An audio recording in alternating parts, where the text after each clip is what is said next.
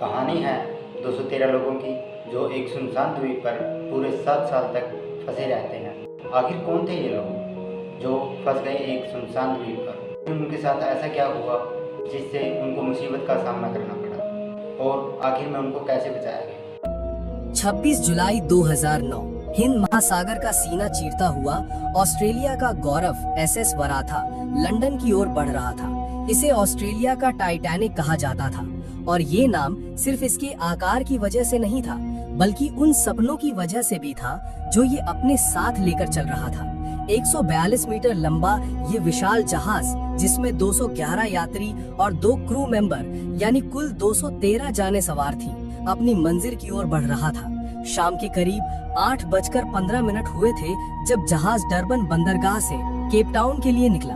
यात्रियों के चेहरे पर खुशी और उत्साह था। कोई अपने परिवार से मिलने जा रहा था तो कोई एक नई जिंदगी शुरू करने।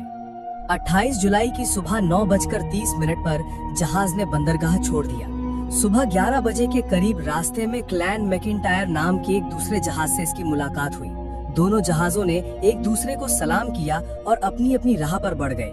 ये वराथा की आखिरी झलक थी जो किसी ने देखी थी। जहाज दक्षिण अफ्रीका के खतरनाक वाइल्ड कोस्ट से गुजर रहा था, जहां हिंद महासागर का गुस्सा अक्सर देखने को मिलता है। 29 जुलाई आते आते मौसम एक भयानक चक्रवात में तब्दील हो चुका था। नीला आसमान कुछ ही मिनटों में स्याह और डरावना हो गया। लहरें अब लहरें नहीं रहीं, वे पानी के पहाड़ बन चुकी थी जो जहाज पर टूट रही थी। जहाज के कैप्टन, जिन्होंने अपनी 13 साल की समुद्री जिंदगी में हजारों तूफान देखे थे, कांपते हुए हाथों से रेडियो की तरफ बढ़े। उनकी आवाज में डर साफ सुनाई दे रहा था। मैंने आज तक ऐसा भयानक मौसम नहीं देखा। अगर मदद नहीं मिली तो हम सब मारे जाएंगे। उनकी ये आखिरी गुहार थी। इससे पहले कि कोई जवाब आता, आसमान से एक जोरदार बिजली कड़की और सीधे जहाज के कम्युनिकेशन टावर पर आ गिरी। एक पल में सब कुछ खामोश हो गया। रेडियो, कंपास, इंजन, सब कुछ बंद पड़ गया। कैप्टन बिजली के झटके से बेहोश होकर वहीं गिर पड़े। अब जहाज एक बेजान खिलौने की तरह था, जिसे तूफान की लहरें और हवा जहां चाहे वहां ले जा रही थी। एक दिन तक जहाज इसी तरह मौत और जिंदगी के बीच हिचकोले खाता रहा। जब तूफान थमा तो चारों तरफ सिर्फ अंतहीन पानी था। न कोई जमीन का टुकड़ा, न कोई पहाड़। उधर नेवी की रेस्क्यू टीम उस लोकेशन पर पहुंची जहां से आखिरी सिग्नल मिला था, लेकिन वहां उन्हें कुछ नहीं मिला। उन्होंने मान लिया कि जहाज अपने सभी यात्रियों के साथ समुद्र की गहराई में समा चुका है। उधर जहाज के अंदर अब एक अलग ही तूफान चल रहा था। 213 लोगों के लिए खाना और पानी सीमित था और कोई मदद की उम्मीद नहीं थी। लोगों में हाथापाई शुरू हो गई। कैप्टन ने होश में आकर किसी तरह हालात को संभाला और सबको हिम्मत दी, लेकिन एक और खतरा उनका इंतजार कर रहा था। बिजली गिरने से जहाज के निचले हिस्से में एक बड़ा छेद हो गया था, जिसमें से धीरे धीरे पानी भर रहा था। जहाज डूब रहा था। कुछ ही दिनों में जहाज का ज्यादातर हिस्सा पानी के नीचे चला गया। वो पल शायद इतिहास का सबसे भयानक पल था।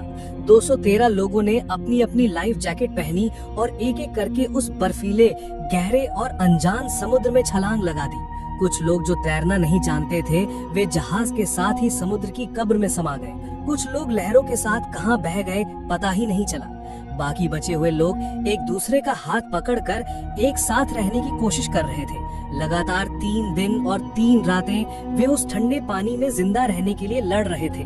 भूख, प्यास और थकावट से उनकी हिम्मत जवाब दे रही थी, लेकिन तभी समुद्र की लहरों ने उन्हें एक अनजान द्वीप के किनारे फेंक दिया। जब उनकी आंखें खुली तो वे एक पथरीले साहिल पर पड़े थे, थके हुए, टूटे हुए और पूरी तरह से निराश। उन्होंने एक दूसरे को गिना। जहाज पर सवार 213 लोगों में से सिर्फ 170 ही जिंदा बच पाए थे। जब उन्होंने चारों तरफ देखा तो दूर दूर तक सिर्फ घना जंगल और उफनता हुआ समुद्र था। वे समझ गए थे कि वे एक ऐसी जगह फंस चुके हैं जहां से निकलना नामुमकिन है। ये द्वीप था द फॉरगॉटन आइलैंड। ये जगह इंसानी दुनिया से कोसों दूर थी। तूफान में घायल हुए जहाज के कैप्टन ने सबको इकट्ठा करने की कोशिश की, लेकिन उनकी हालत बहुत खराब थी। तभी भीड़ से एक मजबूत आवाज आई, एक पूर्व सेना अधिकारी। उसने कहा, अब हमें भावनाओं से नहीं, दिमाग से काम लेना होगा। द्वीप पर सबसे बड़ी समस्या पानी की थी। कोई नदी या झरना नहीं था।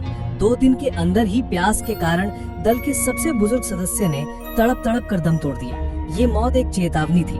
लोगों ने पेड़ के पत्तों से ओस इकट्ठा करने और बारिश का पानी जमा करने के लिए गड्ढे खोदने शुरू कर दिए। जंगली जानवरों और सर्द रातों से बचने के लिए एक ठिकाने की जरूरत थी। एक टीम ने पहाड़ में गुफा खोज निकाली, लेकिन कुछ लोग तो मानने को तैयार नहीं थे। उन्होंने समुद्र के किनारे ही पेड़ की डालियों से अपना अलग ठिकाना बना लिया।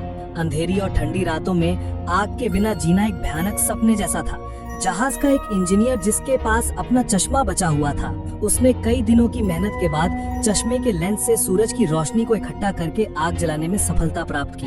वह आग सिर्फ गर्मी नहीं थी, वह उनके लिए उम्मीद की एक जलती हुई मशाल थी। भूख मिटाने के लिए कुछ लोग जंगल में गए। वहाँ उन्हें काले रंग का फल दिखा जो पेड़ों पर अनगिनत लगे हुए थे। भूख से बेहाल दो लोगों ने बिना सोचे समझे वह फल खा लिया और कुछ ही मिनटों में तड़प तड़प कर उनकी मौत हो गई। जब बाकी लोग और अंदर गए तो उन्होंने देखा कि जंगल जहरीले सांपों से भरा पड़ा है। वे डरकर वापस भागे, लेकिन भागते हुए दो लोगों को सांप ने डस लिया और उन्होंने भी वहीं दम तोड़ दिया। उस दिन के बाद किसी ने अकेले जंगल में जाने की हिम्मत नहीं की। जब जंगल ने उन्हें मौत दी तो उन्होंने समुद्र की ओर रुख किया। उन्होंने फटे कपड़ों और लताओं से जाल बनाया और मछली पकड़ने की कोशिश करने लगे। कई हफ्तों की नाकामी के बाद आखिरकार उन्हें सफलता मिली। अब उनके पास खाने के लिए प्रोटीन का एक जरिया था। दिन बीतते जा रहे थे, लेकिन बचाव की कोई उम्मीद नहीं दिख रही थी। लोगों का मानसिक संतुलन बिगड़ने लगा। एक जवान लड़का जिसने अपने पूरे परिवार को समुद्र में खो दिया था, ने एक दिन चुपके से पहाड़ की चोटी से कूदकर अपनी जान दे दी। अब दल में छोटी मोटी चोरियां और लड़ाइयां आम हो गई थी। कैप्टन और कुछ बुजुर्गों ने मिलकर कुछ सख्त नियम बनाए। तय हुआ कि जो नियम तोड़ेगा उसे सजा दी जाएगी। कुछ दिनों बाद एक व्यक्ति को खाना चुराते हुए रंगे हाथों पकड़ा गया। उसे सजा के तौर पर 3 दिन तक अकेले एक छोटी सी झोपड़ी में बंद रखा गया। ये उनकी अपनी न्याय व्यवस्था की शुरुआत थी। उन्होंने समझ लिया था कि यह लंबे समय तक रहना पड़ सकता है, इसलिए उन्होंने गुफा के आसपास एक स्थायी बस्ती बनाने का काम शुरू कर दिया। देखते ही देखते 1 साल बीत गया। उन्होंने पत्थर और लकड़ियों से धारदार हथियार बना लिए थे, जिनसे वे शिकार करते और पेड़ काटते थे। दल में एक बायोलॉजी का छात्र था। उसने अपनी जानकारी का इस्तेमाल करके कुछ ऐसी जड़ी बूटियों की खोज की जो घाव भरने और छोटी मोटी बीमारियों में काम आती थी। वे अब सिर्फ जिंदा नहीं थे, वे जीना सीख रहे थे। उन्होंने अपनी खेती भी शुरू कर दी थी। उन्होंने इतना खाना जमा कर लिया था कि वे कुछ महीने आराम से निकाल सकते थे, लेकिन शायद प्रकृति को उनकी ये खुशी मंजूर नहीं थी। एक रात एक भयानक तूफान आया। लगातार बारिश और चक्रवाती हवाओं ने उनकी बस्ती को तहस नहस कर दिया। उनके घर टूट गए और जमा किया हुआ सारा खाना बह गया। वे एक ही रात में फिर से वहीं पहुंच गए थे जहां से उन्होंने शुरुआत की थी। ये एक बहुत बड़ा झटका था, लेकिन अब वे टूटने वाले नहीं थे। उन्होंने एक दूसरे का हाथ थामा और फिर से सब कुछ नए सिरे से बनाने में जुट गए। ये तूफान उन्हें ये सिखा गया था कि प्रकृति से लड़कर नहीं, उसके साथ मिलकर ही जिया जा सकता है। 2 साल गुजर चुके थे। दल के कुछ साहसी लोगों ने एक मुश्किल फैसला लिया। उन्होंने कहा कि यहाँ फंसी महिलाएं अगर चाहें तो अपनी पसंद का जीवन साथी चुन सकती हैं, क्योंकि अगर ये द्वीप इसी तरह चलता रहा तो एक दिन ये फिर से वीरान हो जाएगा। कुछ लोगों ने इसका विरोध किया, लेकिन ज्यादातर लोग इस बात पर सहमत थे कि भविष्य बनाने के लिए ये जरूरी है। और फिर 3 साल पूरे होने पर उस वीरान द्वीप में एक बच्चे की किलकारी गूंजी। एक दंपत्ति के यहाँ एक बच्चे का जन्म हुआ। उन मुश्किल हालातों में एक नई जिंदगी का आना सबके लिए आशा की एक किरण लेकर आया। वो बच्चा सिर्फ एक बच्चा नहीं था, वो इस बात का सबूत था कि इंसानियत हर हाल में जीत सकती है। अब उनका संघर्ष सिर्फ अपने लिए नहीं था, बल्कि आने वाली पीढ़ी के लिए भी था। धीरे धीरे कुछ और बच्चों का जन्म हुआ और वह द्वीप फिर से जिंदा होने लगा। जो बच्चे द्वीप पर पैदा हुए थे, उनके लिए यही जंगल और समुद्र ही पूरी दुनिया थी। लेकिन सब कुछ ठीक चल रहा था कि 4 साल पूरे होने पर द्वीप पर एक नई और अनजान बीमारी फैल गई। एक अजीब तरह का बुखार था जिसका कोई इलाज उनके पास नहीं था। देखते ही देखते कुछ ही हफ्तों में 10 लोगों की मौत हो गई। इस घटना ने उनके अंदर एक नया डर पैदा कर दिया। समय के साथ उन्होंने जिंदा रहने के नए नए तरीके सीख लिए थे। उन्होंने जंगल में एक तरह के जंगली सुअरों को पकड़कर पालना शुरू कर दिया। वे पहाड़ों से पक्षियों के अंडे लाकर उन्हें सेते और मुर्गियां पालने लगे। ये उनके लिए मांस का एक पक्का स्रोत बन गया था। उन्होंने अपने रीति रिवाज भी बना लिए थे। वे साल में एक दिन पहाड़ और जंगल की पूजा करते ताकि वे उन पर मेहरबान रहे। एक दिन मछली पकड़ते हुए उन्हें किनारे पर एक बक्सा तैरता हुआ मिला। सबको लगा कि इसमें कोई खजाना है और वे आपस में लड़ने लगे। लेकिन जब आर्थर ने उसे खोला तो अंदर कुछ पुरानी किताबें, एक डायरी और कुछ तस्वीरें थी। वो डायरी जहाज के किसी यात्री की थी। उसमें लिखी बातें पढ़कर सबकी आंखों में आंसू आ गए। वो डायरी उन्हें उस दुनिया की याद दिला रही थी जिसे वे लगभग भूल चुके थे। वे उन्हें याद दिला रही थी कि वे सिर्फ जंगली नहीं बल्कि इंसान हैं, जिनका एक अतीत था, एक घर था, एक परिवार था।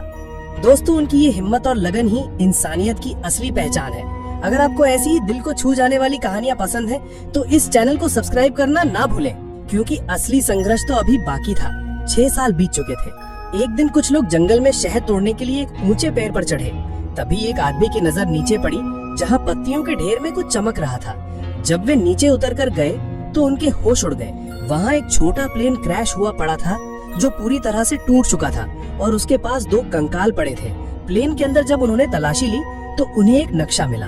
वो नक्शा इसी द्वीप का था और उसमें द्वीप से बाहर निकलने का एक समुद्री रास्ता दिखाया गया था। उस रात सब लोग आग के चारों ओर इकट्ठा हुए। आर्थर ने कहा, अब यहाँ बैठकर किसी का इंतजार करने से कुछ नहीं होगा, हमें यहाँ से निकलना होगा। उनके पास अब 160 लोग बचे थे। उन्होंने सूखी लकड़ियों और लताओं से बेड़ा बनाने का फैसला किया।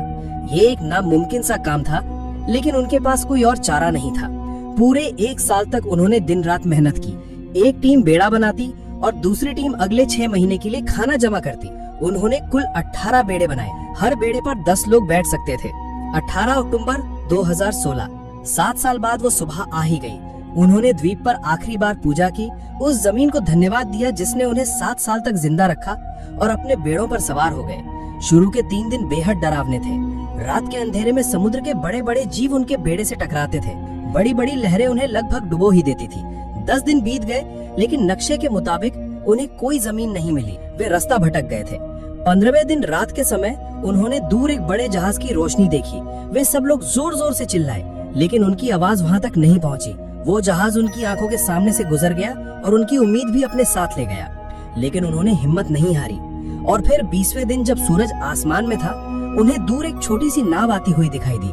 वे कुछ मछुआरे थे। जब मछुआरे उनके पास पहुँचे तो 160 इंसानों को लकड़ी के बेड़ों पर उस हालत में देखकर उनकी आंखों से आंसू निकल आए। उन्होंने तुरंत रेडियो पर मदद के लिए सिग्नल भेजा। कुछ ही घंटों में नेवी के जहाजों ने उन्हें चारों तरफ से घेर लिया और एक एक करके सबको बचा लिया। जब दुनिया को उनकी कहानी पता चली तो कोई भी यकीन नहीं कर पा रहा था। एसएस वराठे के गायब होने के जो भी षड्यंत्र सिद्धांत थे, वे सब झूठे साबित हुए। उन लोगों ने 7 साल के उस नर्क में अपना सब कुछ खो दिया था, लेकिन उन्होंने जिंदगी का असली मतलब सीखा था। उन्होंने सीखा कि कैसे प्रकृति के साथ मिलकर रहना है, कैसे छोटी छोटी चीजों में खुशी ढूंढनी है, और सबसे जरूरी, इंसानियत किसी भी मुश्किल से कितनी बड़ी हो सकती है। उनकी ये कहानी आज भी लोगों के लिए साहस, संघर्ष और कभी ना हार मानने वाली उम्मीद का एक प्रतीक है।